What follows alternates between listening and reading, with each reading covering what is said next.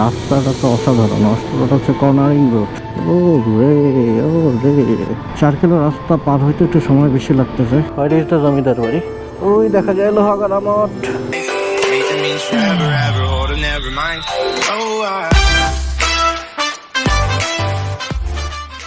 আরেকটা সুন্দর জায়গা থেকে স্টার্ট করলাম আবার ভিডিও।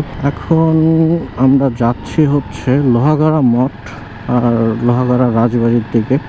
সরি, রাজবাড়ি না, হচ্ছে জমিদার বাড়ি। ধানুয়া মিনি হাওর থেকে এটা মোটামুটি 4 কিলো রাস্তা।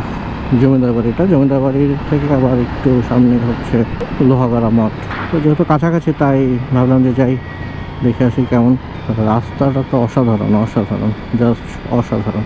আর গাছগুলো তো সেই। ওটা হচ্ছে কর্নারিং রোড, খালি রোডটা ছোট। ও রে, ও রে, দুঃখার অবস্থা। এলাকার ছোটোখাটো রাস্তা, যার কারণে 4 কিলো রাস্তা পার হইতে একটু সময় বেশি লাগতেছে, কিন্তু লস নেই। তবে এত ভেতরেও যে এত সুন্দর রাস্তা, তা ভাবতে অবাক লাগে। সুন্দর রাস্তা করে রাখছে। হোয়াট ইজ দ্য জমিদার বাড়ি? এই যে জমিদার বাড়ি।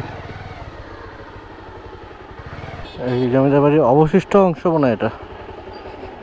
এমন ভুতরে লাগে না? ওই যে বাকি অংশ।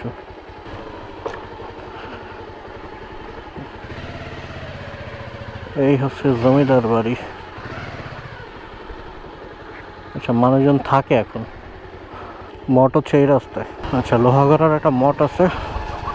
মঠটা এই রাস্তার মাথায়, যতটুকু দেখলাম। কত দূর? ওই যে দেখা যায় লোহাগাড়া মঠ। মঠ দেখতে আমরা ফটফট। ইয়েস, দিস ইজ দ্য মঠ। ওই সময় এত উঁচু করে বানাইছে, চিন্তা করা যায়।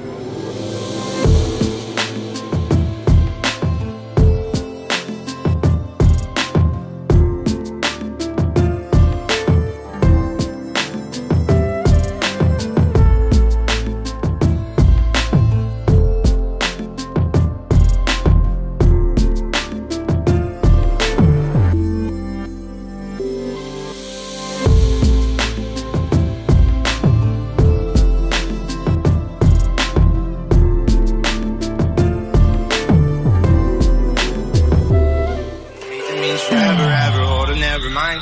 Oh,